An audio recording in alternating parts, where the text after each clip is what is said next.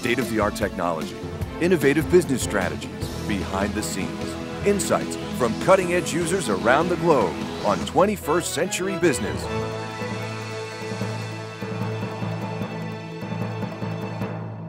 Welcome to 21st Century Business. I'm Jackie Bales. As our world grows increasingly technical and ever more innovative, employers need problem-solving workers who can think out of the box. But our schools, heavily focused on testing, just don't have time to teach those creative skills. Odyssey of the Mind is an endeavor that strives to fill that gap.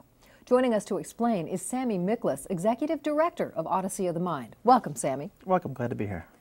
How important will creative thinkers be in the 21st century? They'll be extremely important, as creative thinkers have been throughout history, all centuries. And we have innovation, invention, new products, new services, all comes from the creativity of the human mind. And as we expand technologically faster than ever in history, it's going to be more important than ever. And how does Odyssey of the Mind go about creating creative thinkers? It'd be more accurate to say that we allow them to develop. People are naturally creative. They're naturally inquisitive. And what happens is, as they age, they become inhibited to express that creativity. Odyssey of the Mind tries to remove those inhibitions and reward the creative thinking. Sammy, tell us, what exactly is Odyssey of the Mind? It's hard to explain, but Odyssey of the Mind is a creative problem-solving program for students of all ages and all learning levels.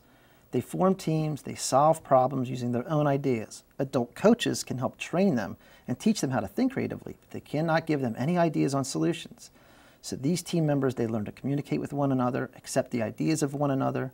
They're given a limited budget, so they have to solve a problem for a very low cost, and they have to present their solution in a performance of 8 minutes. So they perform in front of a live audience. Incredible. What do you mean when you speak of creative problem solving? Creative problem solving means finding what the result should be and getting there. Too often we focus on the process of how you get to the end. So when we think of cleaning our teeth, someone might say, well, we need to invent a better toothbrush. Odyssey of the Mind says, think of a better way to clean your teeth. So it may not have anything to do with a toothbrush. Ah, so by saying toothbrush, you've put limits on it already then. Exactly. Interesting. Can you give us an example of a problem that kids might have to work on this year? Sure. Every year we have one that's pretty much a fun problem, performance. And this year they are going to have one where every character is a food item that gets eaten somewhere in the world. And one food item accuses another one of either being unhealthy or something negative with it being consumed by people or produced or harvested.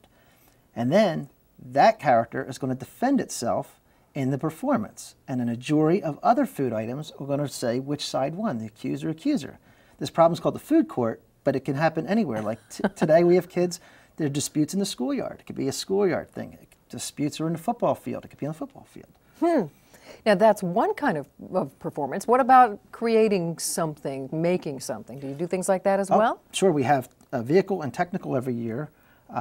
This year we're going to do a nature trailer vehicle, which takes a camper, and the two are going to go around a course driven by a team member riding on it, and we'll drop off the camper in a campground, and then where a camper will tell the story of the nature trail. Meanwhile, the vehicle will take the nature trail, and on the nature trail we'll have an encounter with wildlife.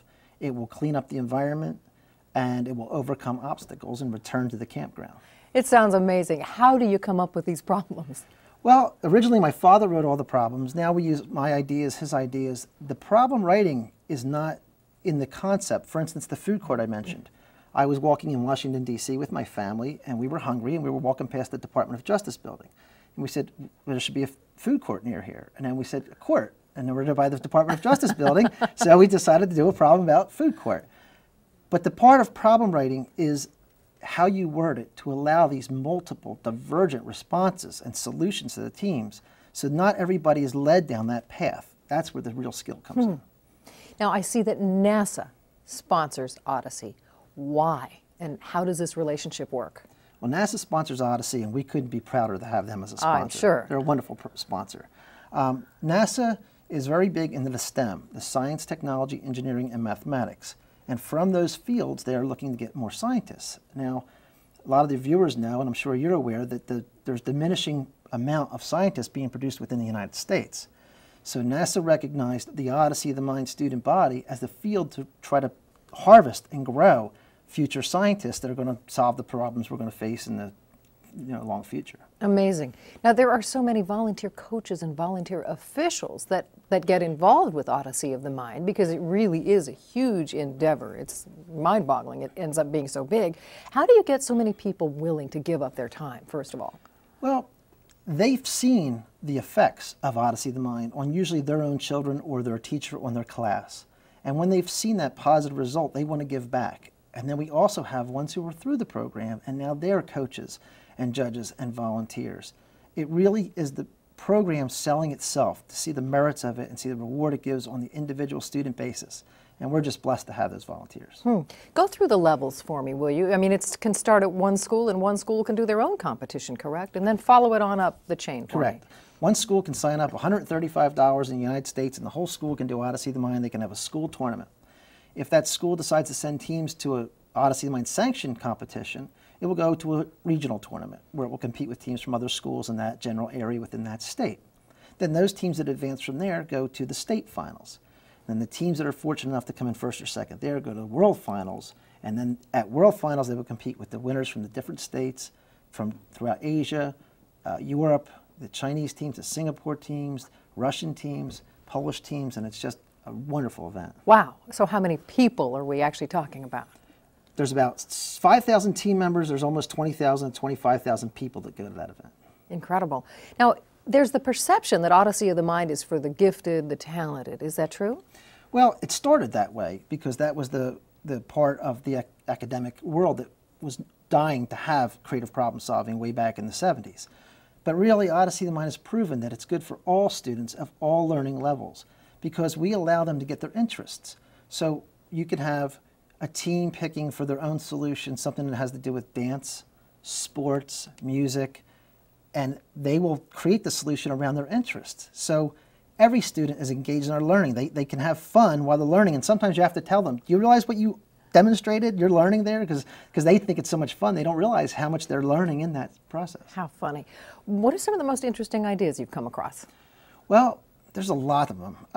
One of them was we had a vehicle that had to be propelled by a circular motion, human powered. And there were the bikes pedaling on a bike, and there was other ones. Well, this one team, and this one team member in particular, created where he was pedaling real hard, but he wasn't in what you would consider a vehicle. It was a big contraption that as he pedaled, a foot went up in the air and went farther and it went down. Then the other foot went up in the air and went farther and it went down. And he actually walked across the floor. By pedaling. By pedaling, yeah. Very funny. Yeah. Bipedal. Bipedal. Yeah, right. Got it. Yeah, right. Do you think our education system's focus on accountability and testing has hampered the nurturing of creativity?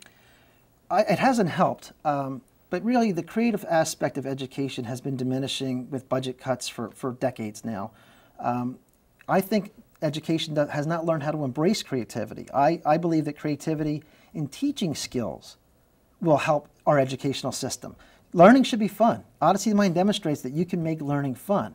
So our ambition and goal is to help children and students learn their creative problem-solving abilities, but also to use those techniques to teach regular core curricula.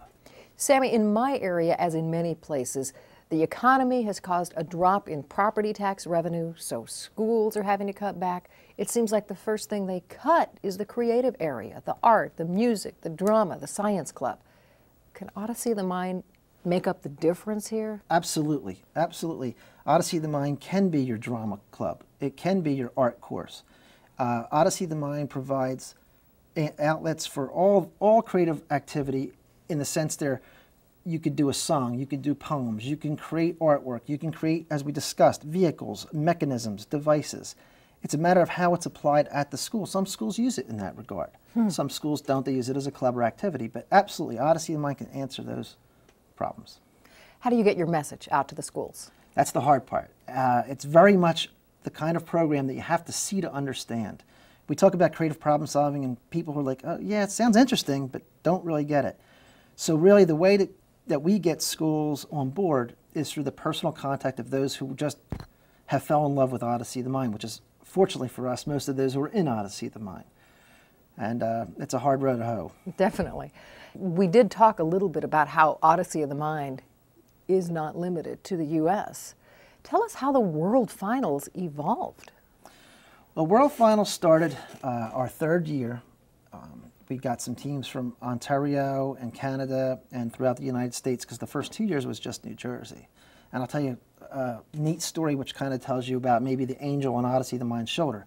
That first World Finals, there was a 6th grade team from Oklahoma that qualified to go, and they had to go to Glassboro State University, now it's Rowan University, Glassboro State College, now it's Rowan University in New Jersey. And this one family who had never been out of the county said, we have family in New York. We'll go to New York and then we'll send you down to join the team, not knowing anything about metropolitan New York and Philadelphia. They send this team member, their son, from Grand Central Terminal in New York to 30th Street Station in Philadelphia, which is a different state because we're in southern New Jersey. Right. And they said, when you get there, somebody will know. Well, nobody knew what Odyssey of the Mind at the time Olympics of the Mind was. Well, don't you know, this young fellow gets off the train, comes up, it's rush hour on a Friday, so there's about 7, 8 million people in Philadelphia, tugs on the shirt of a gentleman in a suit coming home from work, says, I'm going to Olympics of the Mind. Can you tell me where it is? It was my best friend who was coming down to judge, and he said, follow me, I'll take you. Wow, that's some story. That's amazing. When you look at the future, you've got a huge history. Where do you want to be 10 years from now in the future? I'm a firm believer that Odyssey of the Mind and creative problem solving is beneficial to every student and every school. We're not about trying to make money off of a program. We're trying about giving the experience to as many students as you can. And we are just trying to get all the schools involved so they can let their students see how much they can achieve. Because too often you were talking about capping by the testing, capping the results. Really what it is we have then set the focus on those results. And the student will rise to where we ask them to. In Odyssey of the Mind, we ask them to rise farther because we don't ask them to do just enough. We ask them to do the best they can. Awesome. Sammy, I am sure many people who are watching this program would love to see Odyssey of the Mind come into their communities. Thank you so much for sharing it with us. Thank you. Glad to be here. And thank you for watching. For 21st Century Business, I'm Jackie Bales.